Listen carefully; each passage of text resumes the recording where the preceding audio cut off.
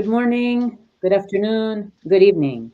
My name is Haneen Sayed, and I am a senior fellow at the Carnegie Middle East Center. Welcome to this panel discussion on the economic ramifications of the war on Gaza. Much is being said and written about the military, political, security, and humanitarian aspects of the war on Gaza. But the economic impact of the war on the countries in the region and the region as a whole is only now starting to get attention. This is partly because the extent of the impact is highly uncertain, as it depends on the conflict's duration, its intensity, and spread. But one thing is already becoming clear. We are now 76 days into Israel's war on Gaza, and it is that the economic growth of the region and some of the key neighboring countries will be negatively affected. For a region as a whole, the IMF is expecting regional growth to fall from 5.6% in 2022 to 2.2% in 2023. And this is before taking into account the Gaza effect. Just today, the World Bank released its projections for Lebanon, and they are a reversal of what little positive growth would have been in 2023, reverses back to negative growth. This would be the sixth year of negative growth in Lebanon. Jordan and Egypt are also feeling reverberations of the war. No doubt, however, the Palestinian territories and to some extent Israel are the hardest hit, and we will focus on them today as well as on Egypt. But even before October 7, ahead of the current conflict, the Palestinian economy was already slowing, and Gaza was experiencing a deep contraction. The largest hindrances to economic growth have been, and this has been documented in many studies, the government of Israel imposed restrictions on movements and economic activity, especially in the West Bank, along, of course, with the near total blockade of Gaza. On November 30, the World Bank issued a brief on the impact of the conflict on the Palestinian economy. It noted that the loss of life, speed, and extent of damages to fixed assets and reduction in income flows across the Palestinian territories are unparalleled. It went on to say that out of the second half of November, which is when the damage assessment was completed, roughly 60% of the ICT infrastructure, 60 or more percent of health and education facilities, 70% of commerce related infrastructure are damaged or destroyed in Gaza. Nearly half of all primary, secondary, and tertiary roads are damaged or destroyed. More than 1.5 million Palestinians are without a home as a result of the conflict. Poverty, which was already severe in Gaza before the war at 60%, has increased to probably 90%. And in the West Bank, where we will hear more about this, economic activities also slowed down very much as a result of further Israeli restrictions on access and movement, as well as settler violence and military activity. Overall, the World Bank brief concluded that the forecast of 3.2% positive real GDP growth for the Palestinian territories in 2023 has now been revised to negative 3.7%. How has the war, which has so thoroughly devastated Gaza, affected the economy of the West Bank? How has it affected the economy of Israel? And how long can Israel last? What are the war's economic consequences for the Middle Eastern countries, especially neighboring country Egypt, which is already in very dire economic situation? As mentioned in this panel discussion, we'll focus on Egypt as one of the main neighboring countries, but Jordan and Lebanon, which are also to some extent will be affected, we will, for the sake of time, probably tackle in a different webinar. To address these questions and others, I am pleased to be joined by Raja Khalidi and Timothy Kaldas. Raja is the Director General of the Palestine Economic Policy Research Institute, known as MAS. He previously worked at the United Nations Conference on Trade and Development, UNCTAD, where he was the coordinator of its program of assistance to the Palestinian people. Tim is the Deputy Director of the Tahrir Institute for Middle East Policy. He is also an adjunct professor of international relations at the Autonomous University in Barcelona. His research focuses on the political economies of the MENA countries. Gentlemen, thank you for being here today. I have three questions for each of you, which we will discuss over the next 45 minutes, after which we will take the comments and questions from the audience that will be put in the chat. So, audience, please do put your comments and questions as we go along in the chat. I'll start with you, Raja. Can you provide an overview for our audience of the economy of the Palestinian territories, the West Bank and Gaza, pre-October 7, I mean, even explain what it means to say a Palestinian economy for two non-contiguous pieces of land. What does it mean to talk about a Palestinian economy? So, what was its state before? And of course, I want you now to get into the economic impact on both Gaza and the West Bank and dig a bit deeper into how this impact is playing out. Over to you, Raja. Okay, cheers. Thank you very much, and thanks to Carnegie, and nice to meet you all. Needless to say, I wish you all a peaceful, and I wish the people of Gaza and Palestine a peaceful holiday period. Let's hope that we see something better going forward than we've seen for the last 3 months. Two quick responses, I believe, the West Bank, maybe to the second set of questions. The economy of the Palestine, as you say, it is a bit of an anomaly. The idea of a Palestinian economy.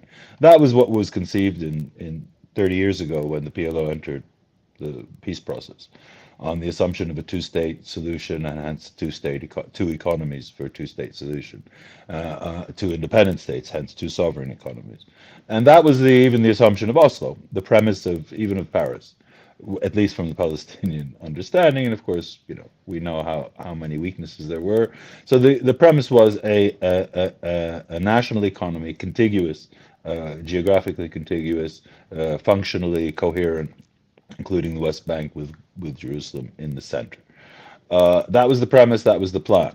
But of course, then various things intervened. The Second Intifada, in particular, when it became clear that Israel was not interested or willing to go to an independent Palestinian state, and hence what we've seen since, which is a gradual abandonment of that framework of a distinct Palestinian economy, whereby Israel has, and including, of course, the internal division, has allowed Israel to deal separately with the West Bank and Gaza Strip, then to separate, of course, Jerusalem from the West Bank, and to deal with each of these economic entities, which, if you wish, revolve in its orbit differently depending on its security, political considerations, hence economic peace.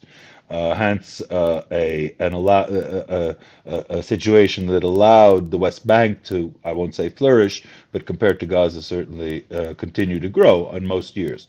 Whereas Gaza was held back such that its contribution to the Palestinian economy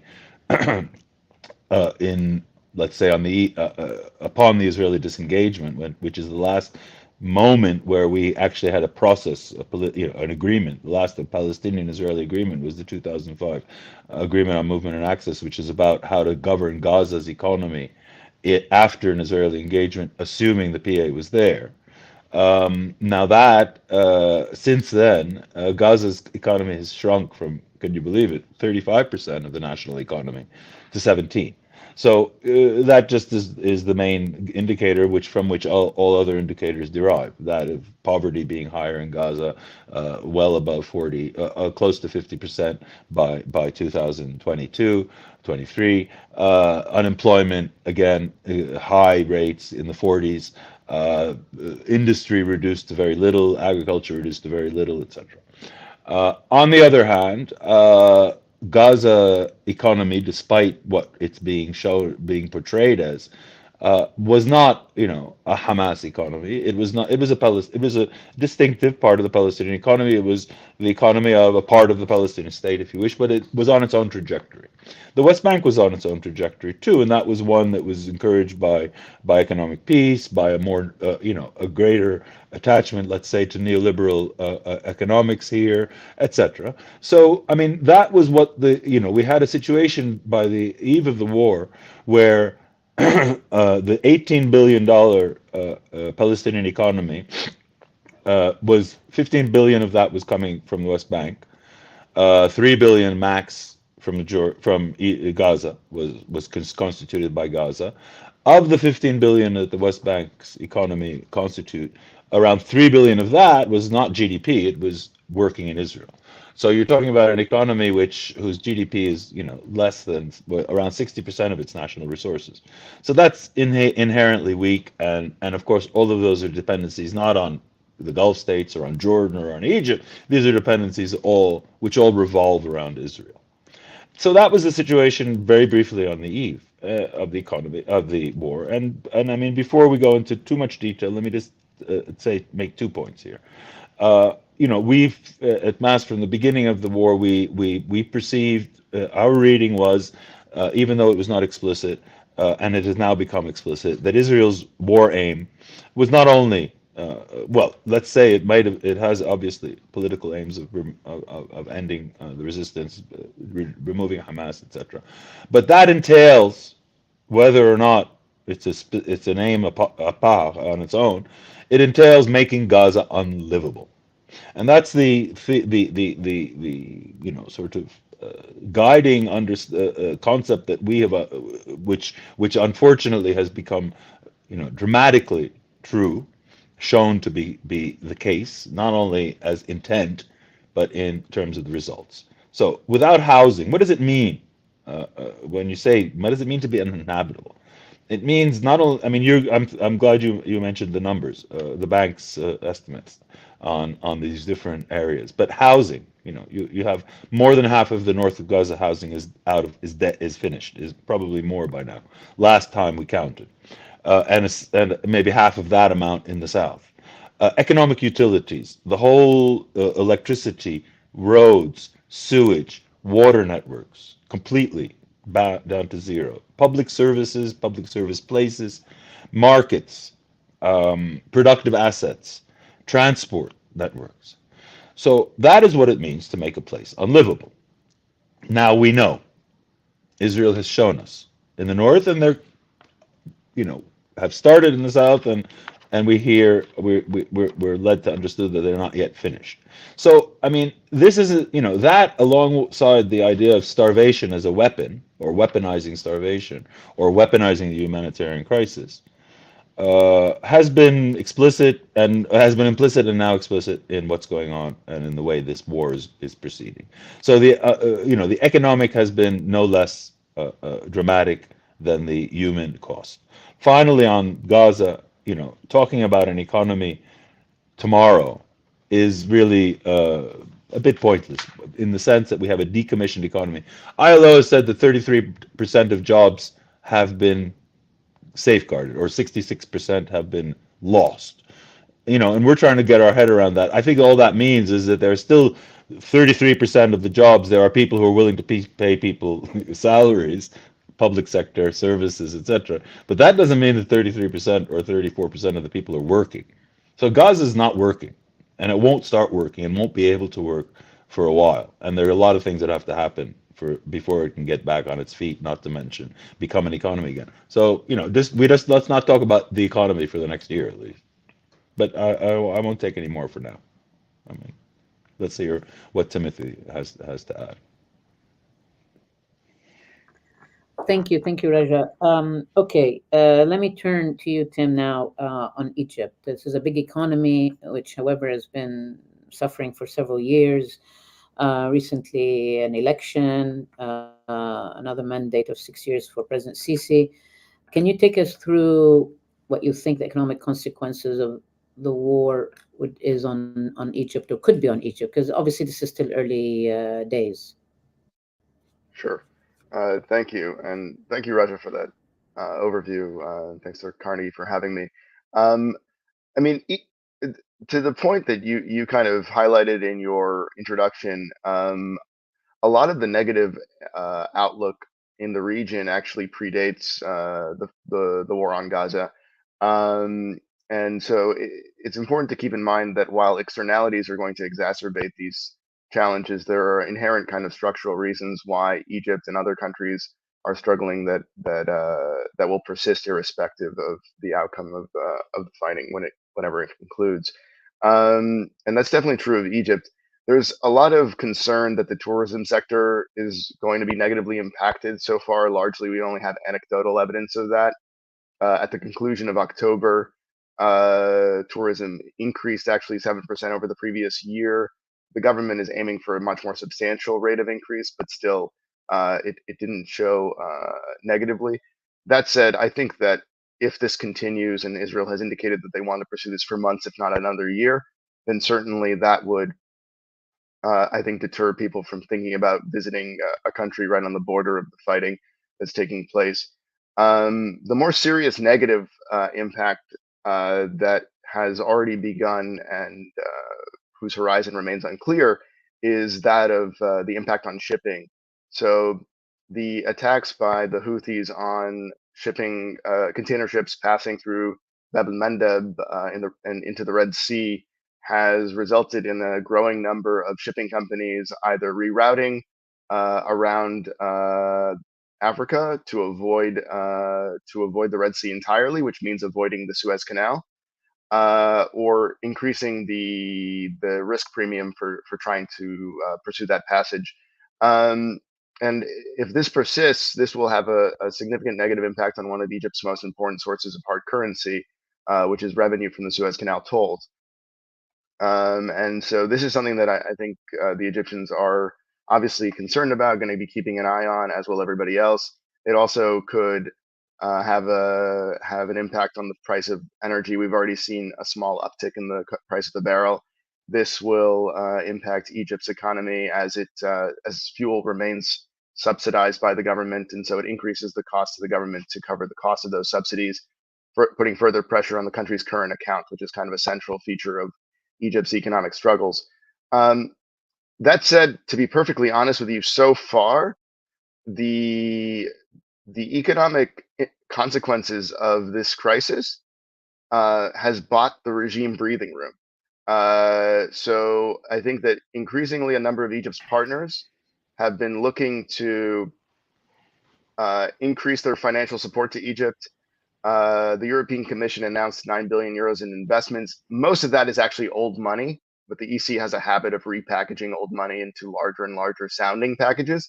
Uh, but I think there's still an appetite in Europe to try to increase financial support to Egypt. The IMF is talking about significantly increasing the size of Egypt's loan, which was originally for only $3 billion. There's speculation that that could rise to 6 or even 10 billion.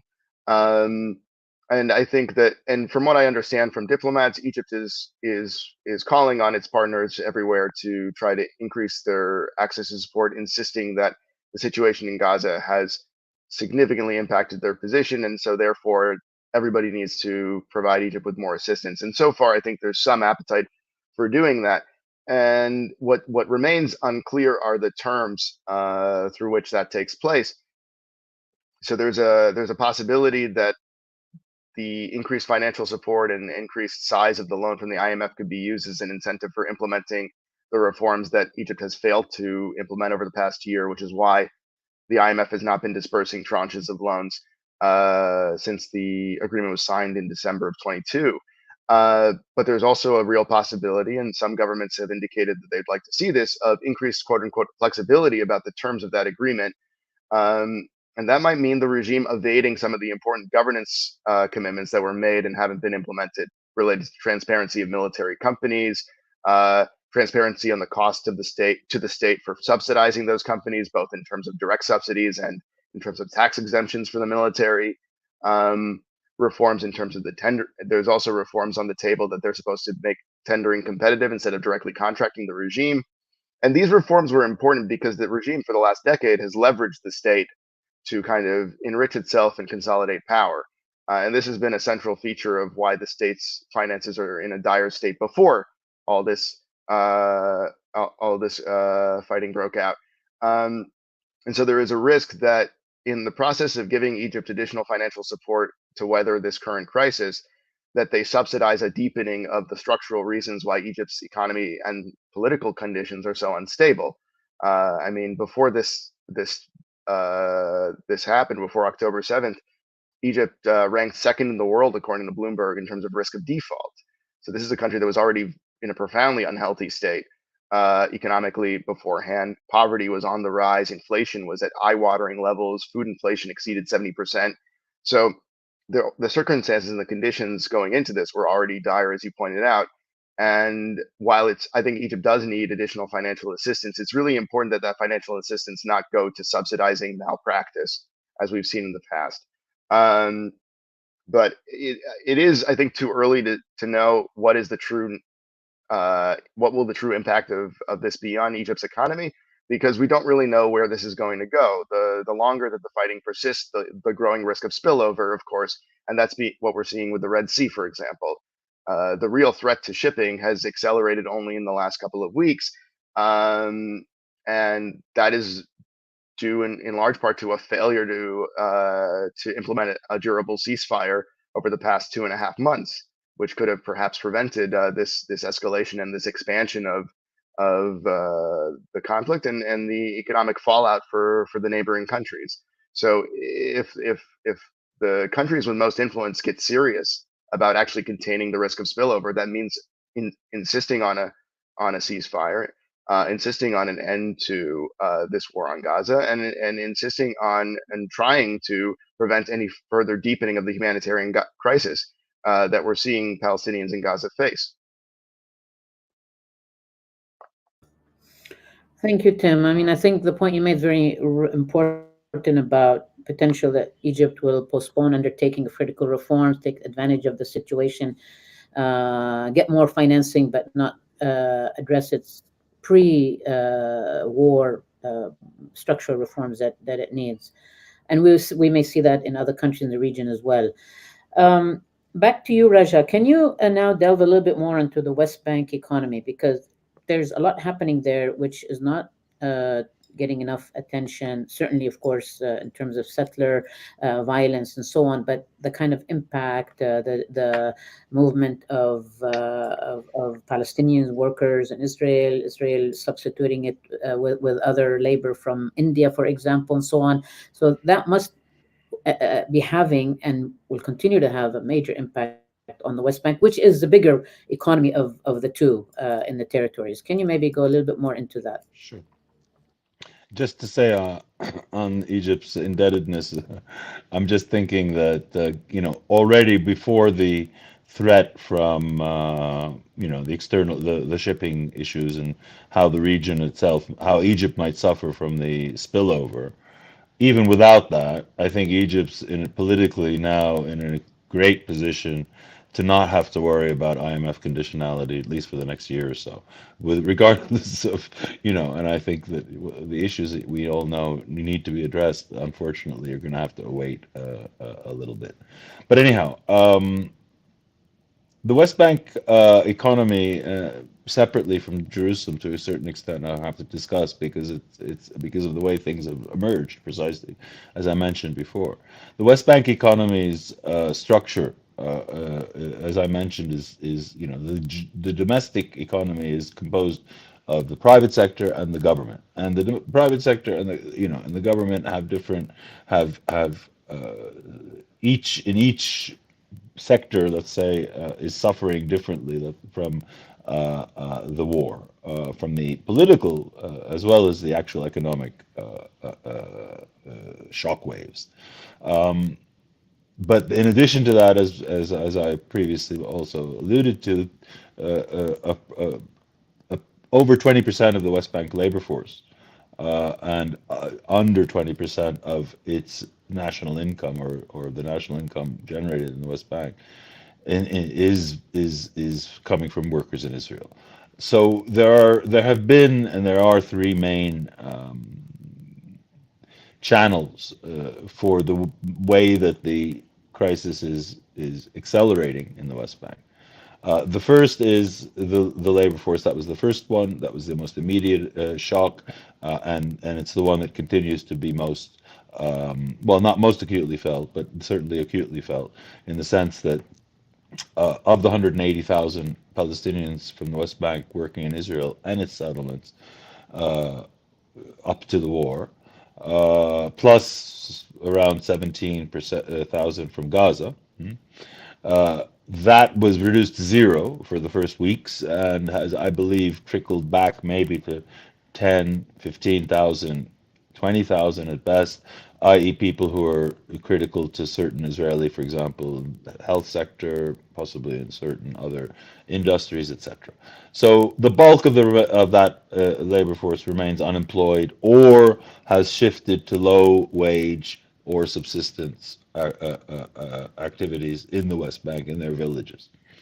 So that's the first shock. And the estimate that we come up with was that up to uh, if the labor stoppage was total for 12 months, that in itself makes the 6%, or what was it, -3% GDP that the World Bank is hopefully, at this very early moment forecasting.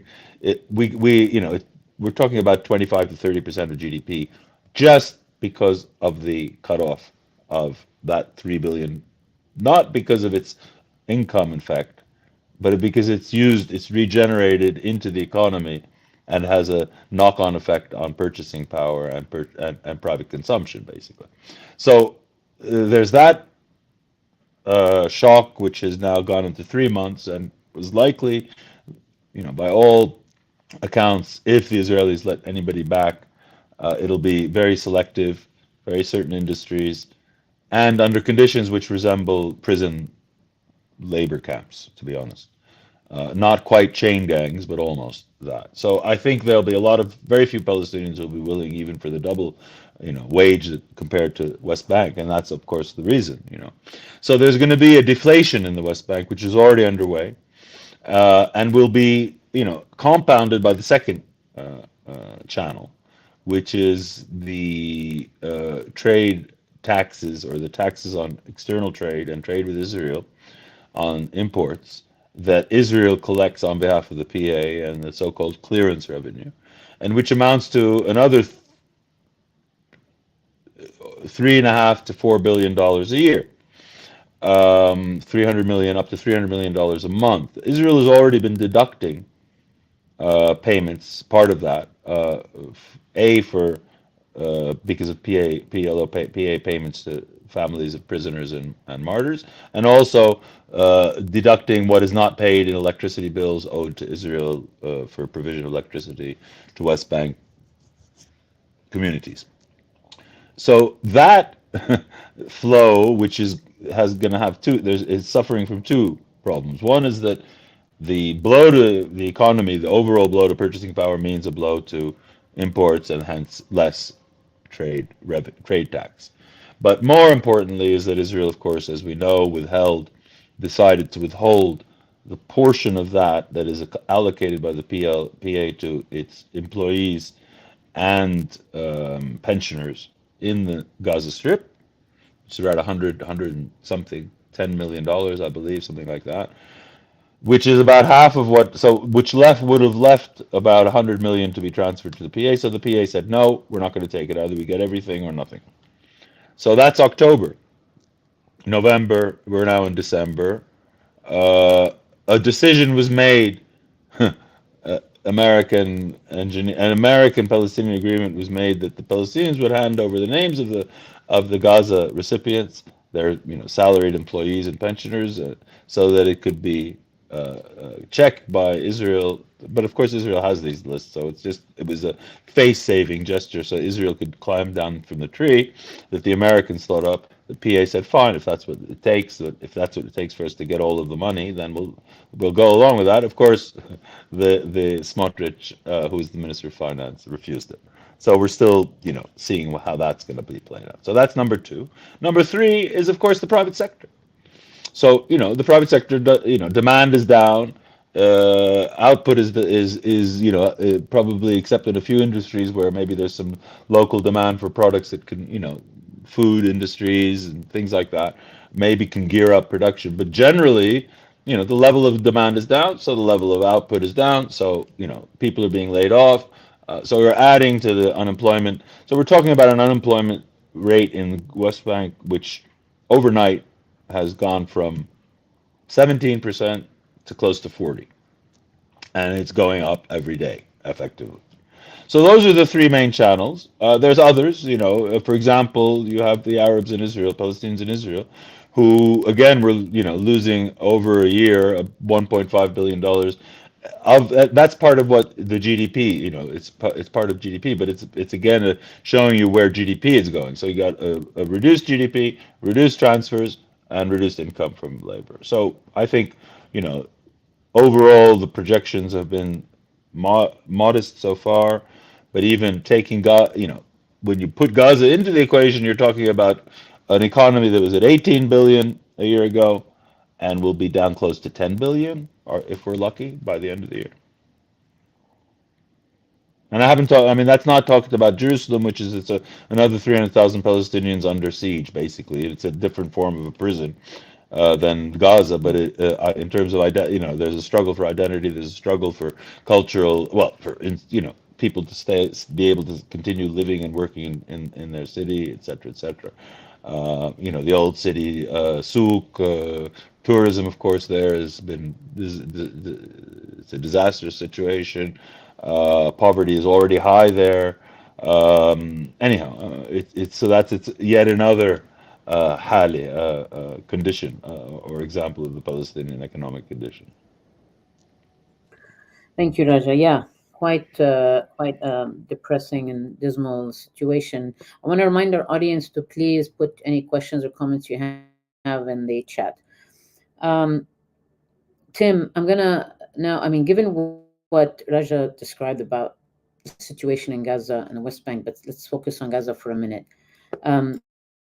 There is this nightmare scenario of Gazans very desperate, especially as the Israeli military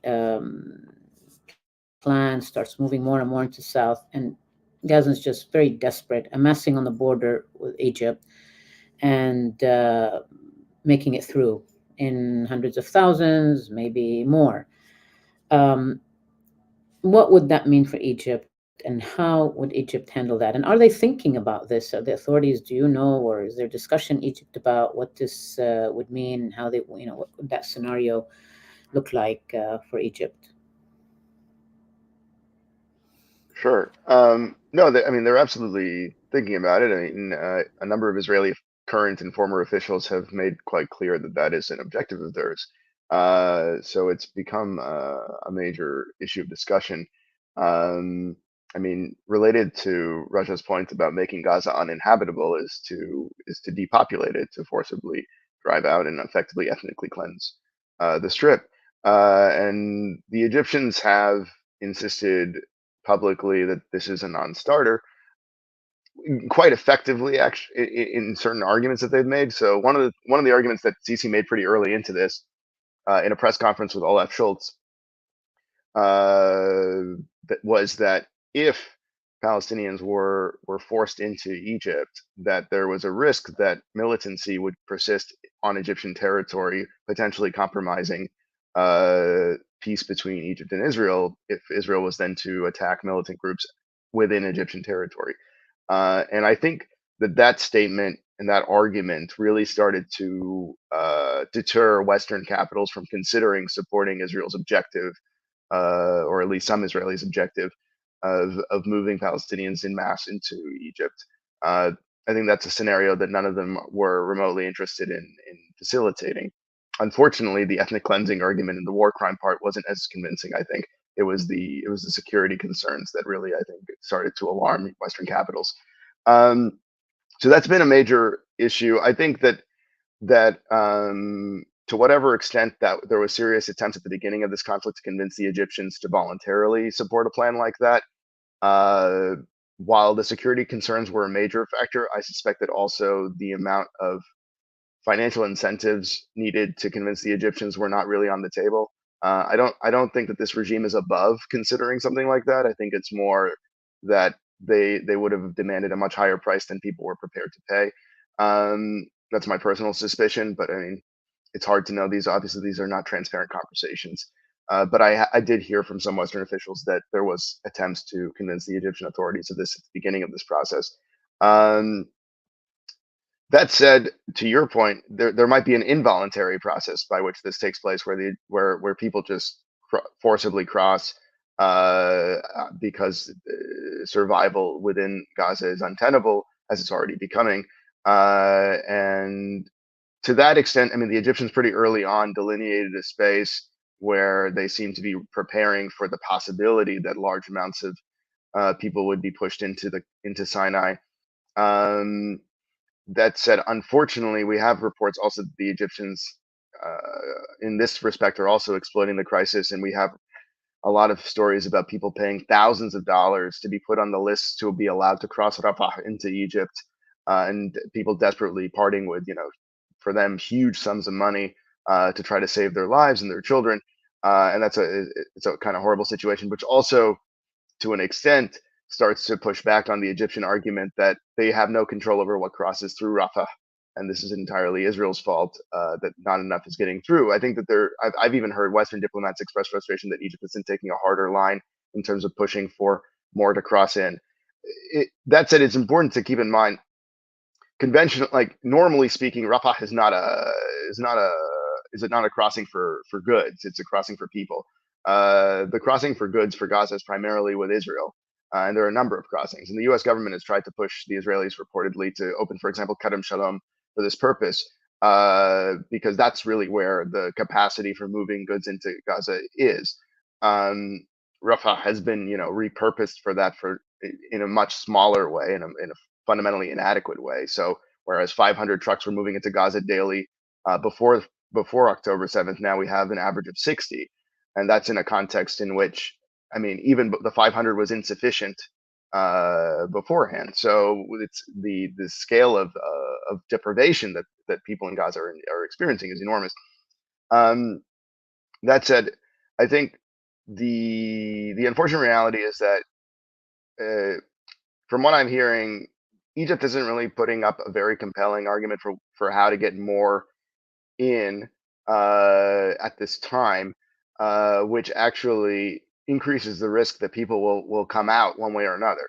And this, I think, to an extent, has to do with the fact that Egyptian diplomats have been disempowered over the past decade as the security agencies have kind of extended their tentacles into every civilian element of the Egyptian government. And secondly, unfortunately, I think that the leadership doesn't.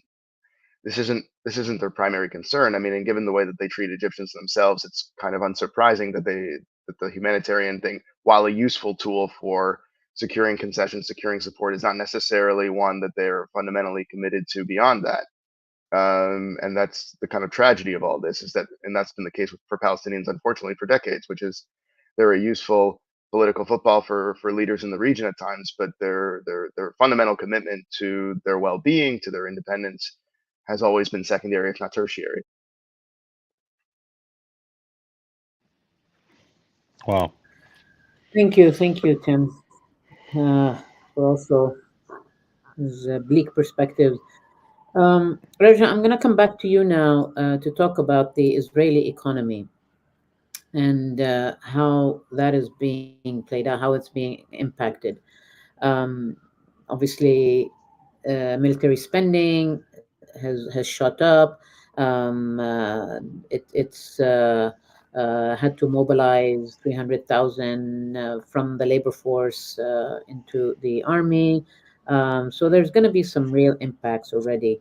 So I'd like to hear from you how you see the Israeli economy be impacted, and then more interestingly, how long can it last in this state of war, high alert and war? Look, I don't have the numbers to be honest, but I mean, any close follower of what's going on in the Israeli economy, it's very clear that while they cannot let the economic considerations for the moment in any way um, impact their military and political decisions. The longer the fight goes on, the longer the economic toll becomes not only mounts, I think, but it becomes a factor, just like the hostages, for example, have become a factor in the political and military decisions. So already it's an interesting, for example, the military plan originally, according to the original military plan, they postponed the university's next academic term to the 31st of December.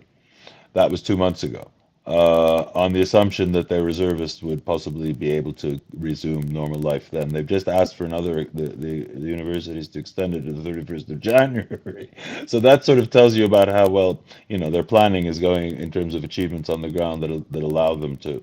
So you have this extraordinary number of reservists tied up. They're not sure. I mean, they're going to have to find ways of letting them start go back. But the problem is, for Israel, it's not only the labor force, which is, as you mentioned, not only is suffering in the high tech sector, which is its major, export, as we know, but it's, the idea that somehow that the Emirates would be exporting fresh vegetables and fruits to Israel to make up for its lack of its the collapse of its agricultural sector this season is quite is unheard of in Israel. So that it would have to import these things that it usually produces from Turkey and the Gulf states, for example, is extraordinary.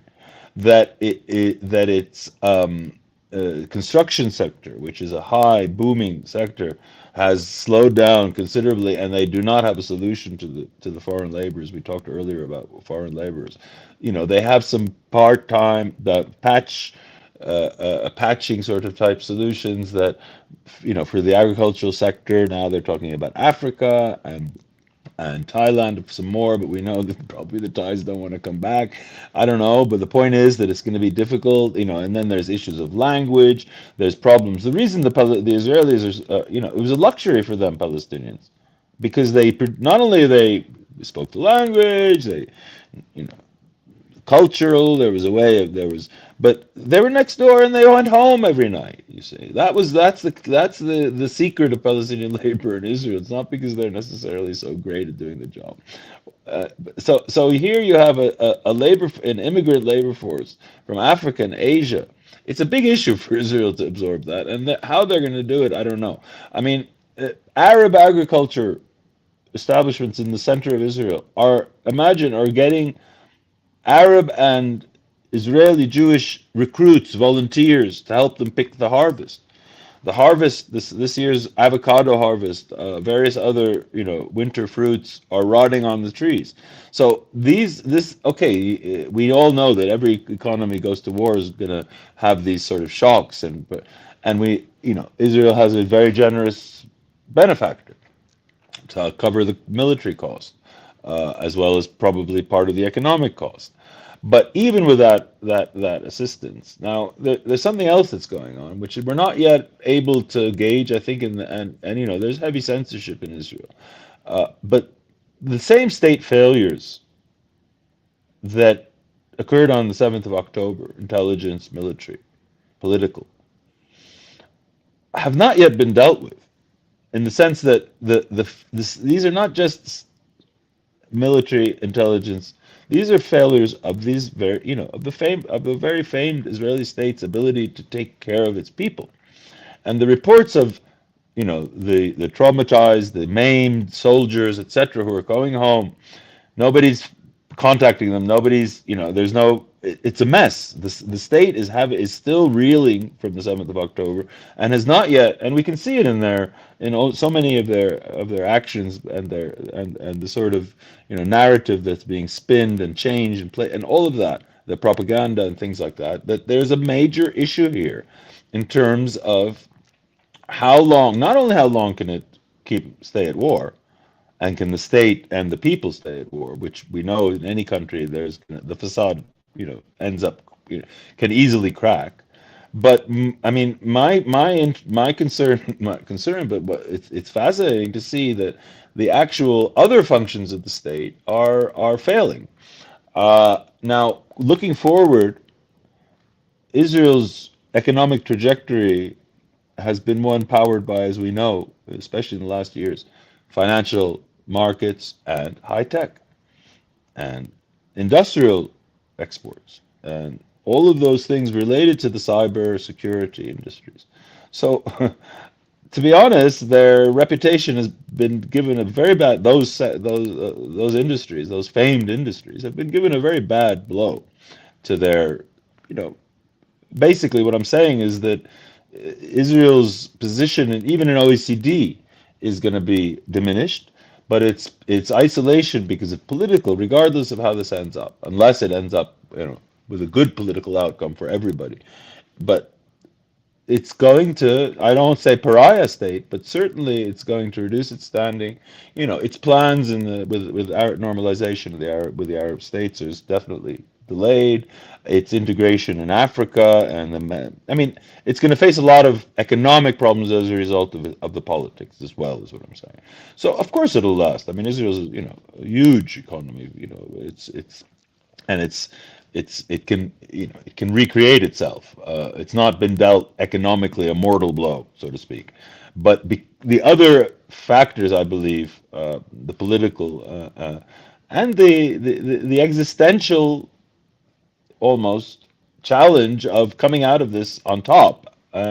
Its reputation, its ratings, its moody sort of ratings are going to suffer a major blow if it doesn't prevail in the way it's saying it wants to prevail. And I don't, I mean, so I think it's not the outlook is no better in its own terms, in Israel's terms, than our outlook is for our economy.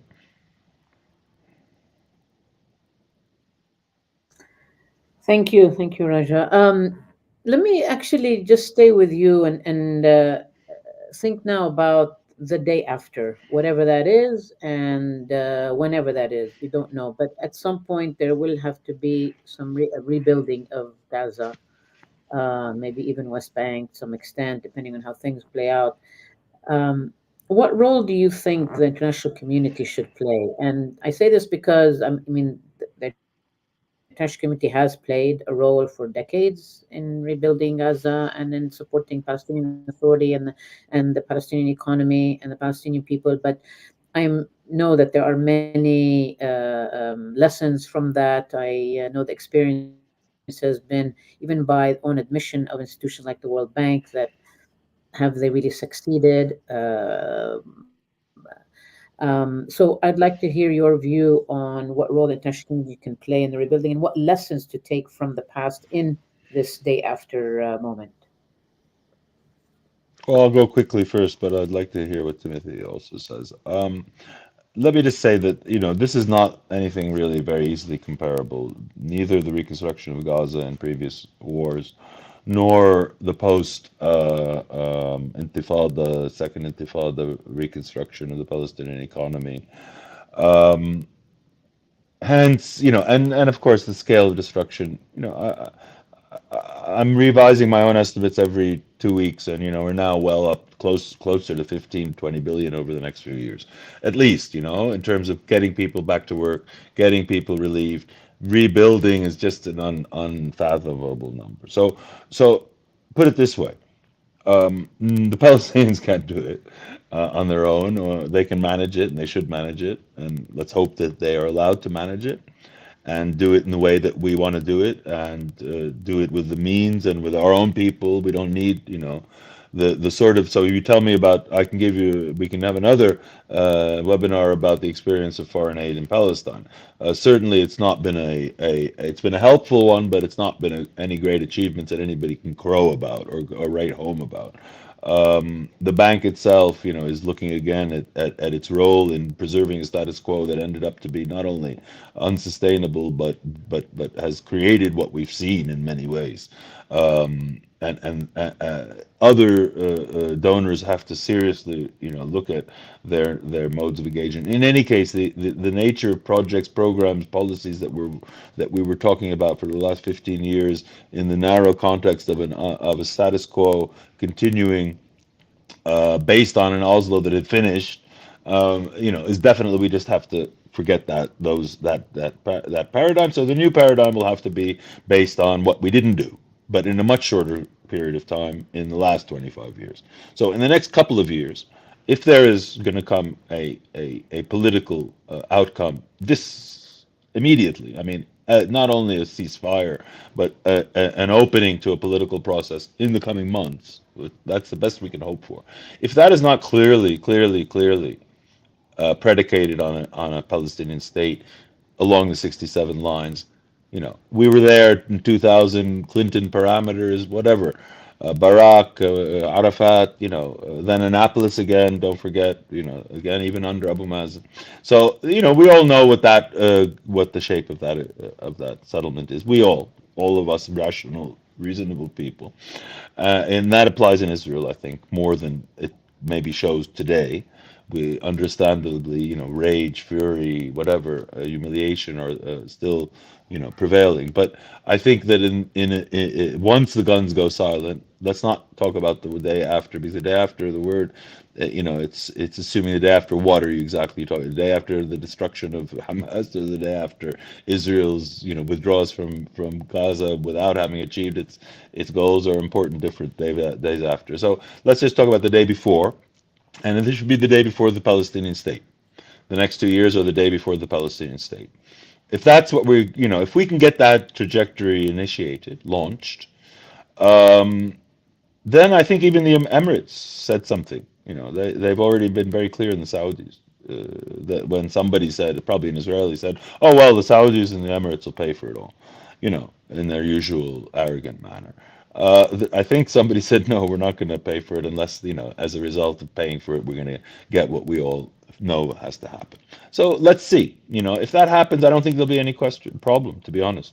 I think then, indeed, Qatar, how long did it take it, and how much did it spend? How many tens of billions did it spend for the World Cup? But in 2 years, it built the whole, the whole thing effectively. In the last, so anything is doable, if the resources are there, and if obviously if the interests mesh.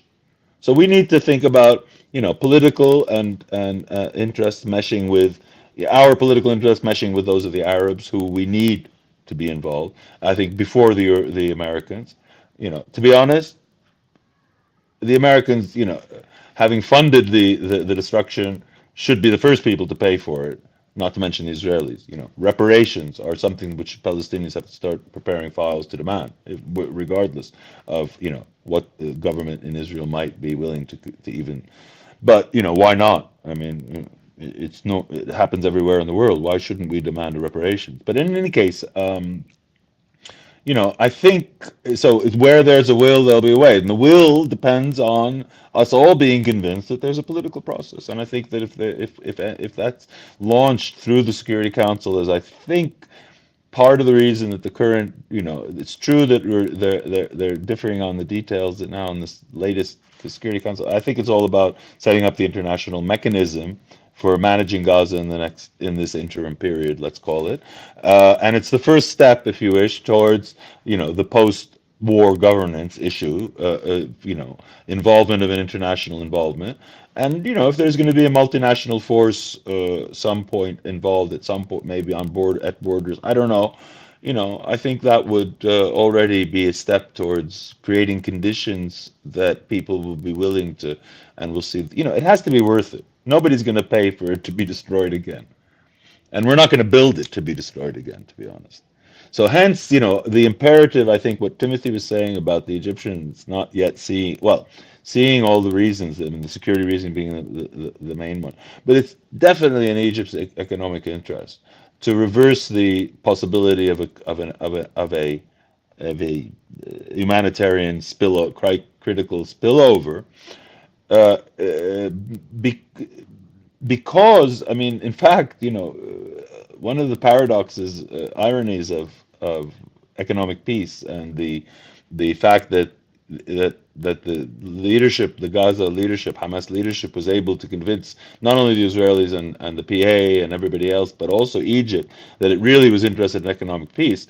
My understanding is that a lot of the development in North Sinai between Arish and Rafah city, the new Rafah, was not only to rebuild the north after the in light of the quashing of the terrorist, etc., and giving people jobs, but there's also the idea was that this was going to become a corridor, a peace corridor, if you wish, between Gaza, trade, jobs, agriculture, tourism, travel, international travel.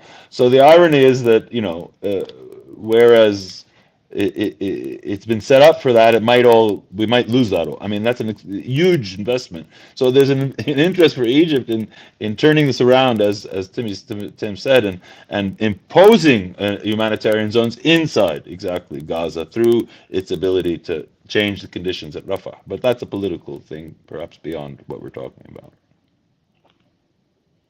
Let's hear what Tim thinks. Yeah, I mean, The point is very well taken that the end, the objective should be defined, agreed upon, and this is a Palestinian state, and then reconstruction and all of that makes sense. The problem will be, of course, getting to that, including the challenges on the internally on the Palestinian side. I think we have to also acknowledge that it's still unclear how the PA and the Palestinians will sort of clean up their house internally, and how this will unfold and when.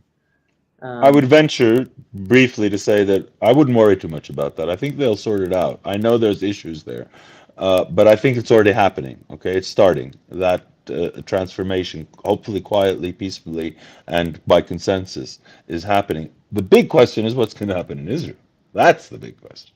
I mean, what I'm saying is that the Palestinians are ready for the two states, yeah, including Hamas. We know that. Is Israel ready for it? No. Right? What Israel has to, so hence when Biden says that, tells Netanyahu that they're members of your government that are causing problems, he's talking about the prime minister. So anyhow, I just wanted to point that out. okay. Tim, you have any comments, reactions to say also about the role of the international community? Sure. I mean, I fully agree with Raja's the thrust of his argument, which is that if we're not addressing the structural reasons why we're in this situation, then th- all the talk about stabilizing life for people in Gaza and the West Bank for Palestinians throughout the territories is untenable. I mean, you can briefly put some band-aids, put people to work again before this all blows up. But I mean, sustainability has to go beyond our climate and the economy. There has to be political sustainability, and the conditions in Gaza were never politically sustainable. And that's what we're witnessing right now. And while the Israelis like to speculate about what everybody will volunteer to do, I mean, Russia pointed out this idea that the Gulf will pay for the reconstruction. There's also people talking about the Egyptians taking over security in Gaza, which they absolutely don't want to do. The last thing that the Egyptians want to do are replace the Israelis as administering their occupation. Um, so this is, I mean, it's not only from a security perspective, but politically, it would be a horrible situation to be in. And then the Israelis would hold the Egyptians responsible every time there's a lapse in the conditions. So there's no appetite for that. I mean, the Egyptians would like to be involved in reconstruction for their own economic reasons. That is undoubtedly true. But again, in order for this to really move forward, there has to be a goal. And I think that the challenge is that the Israeli government's position is we not only are they may not be ready for a two-state solution, they've explicitly said that they don't want one. I mean, their ambassador to the United Kingdom said absolutely not, never, in an interview with Sky News. So what are we looking forward to? As for the day after, I mean, it really depends on what happens by the time we get there. How many people are still in Gaza by the time we get there? Have they successfully forcibly expelled people? Um, what are the conditions? How much more destruction will take place? How much longer will this campaign proceed? I think that the what's while Israel, part of it is reclaiming their reestablishing the perceptions of fear of them, reestablishing their credibility, addressing popular anger. Another fundamental issue is Netanyahu is very afraid domestically of the day after. He's very afraid that whenever fighting ends, there will start to be domestic accountability. There won't be international accountability for Israel's war crimes, but there will be domestic accountability politically for the failures of his government, for the loss of many of the hostages that we're already seeing, including to friendly fire from the Israelis, where there's going to be accountability for Netanyahu. And the whole purpose of this government that he concocted has been to keep him out of prison over corruption charges that predate all of this, of course. And he has pulled together this radical coalition that the West has been condemning for years before we got to this point. And so, what happens with Israeli politics that has been moving further and further to the right? How do we get to a politically sustainable situation to invest in? I don't know the answer to that question. I'm not an expert. I can't say that I'm an expert on Israeli politics, and I think that, but what I have seen is a real deterioration in the capacity of alternative voices in Israel to establish themselves politically, and even the so-called center hasn't really been able to define a different alternative path forward. And so I think sustainability is really fundamental here, and I think we need to start thinking about politics in terms of sustainability more. alongside economics and as alongside climate and these other conditions. I just should say that, a united Palestinian entity, along with the alliances that have developed with Jordan, in particular with Jordan, Egypt, and Qatar. The Arabs and the Palestinians together have a lot more cards in their hands than we realize, and could play them over time in a way that would really help push the change that Biden himself is trying to effect in Israel. And I think that's I mean, we need to help the Israelis get down from the tree, basically. And we're all going to have to do that, otherwise they're going to put their butt, it'll go the other direction. We don't want it to go, so I mean, I just say that absolutely what you said is worrying, but at the same time, let's I don't want it to just be hopeful for no reason, but I think there are reasons to be hopeful Yeah, I would just say, politically. while the capacity, I agree with you, is there to influence things much more than has been done before. I think there's a lack of strategic thinking, and we've seen for decades a lack of willingness to cooperate. There's just everyone out for themselves, and this is part of the reason why they've been all relatively weak. Between the Because Arabs, you mean? yeah, Yeah, and for this absolutely. reason, and I mean, I would love to see that change, but I worry that they're not ready Yeah, for it, and the there's still a lot of rivalries are still infighting. very strong. Yes, Yeah. absolutely. Gentlemen, I think Good. we're up for our time, but there was one question that came in. Says there's new refugee waves towards Cyprus and Greece. If there's any info about this, anybody know about that? I mean, if anything, I know there are Israelis who are moving to Cyprus and Greece, but I don't For think there's sure, there are Palestinian movement. Israelis. There's no Yeah. Palestinian. There's probably a certain amount of Palestinian temporary relocation to Amman, given that we have Mhm. a foot here and a foot there from the West Bank.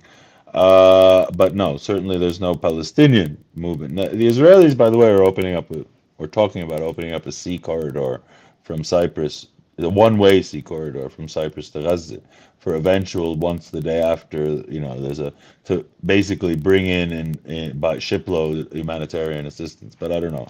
I don't think that's, it's definitely not a person channel for people to move. Refugee movement. Yeah. But Israel, yeah, they say Okay. 500,000 So I. Israelis have left Israel since the war Yeah, to temporarily relocate elsewhere. right. So thank you, gentlemen. Thank you very much, and thank you our audience for tuning in. This is a topic that we will continue to discuss because, as we said, especially the economic impact is still unfolding, and the conflict is still unfolding. But we do hope that there will be there is a light at the end of this tunnel. I think we have to hope for that, for the sake of our children, the children of Gaza, and for the region. Thank you all very Which tunnel much. was that, Haneen? Which tunnel was that? Bye bye. Not under Shifa. Nice. Thank you very much, and good luck. Thank you, Henning. Thank you. Bye bye.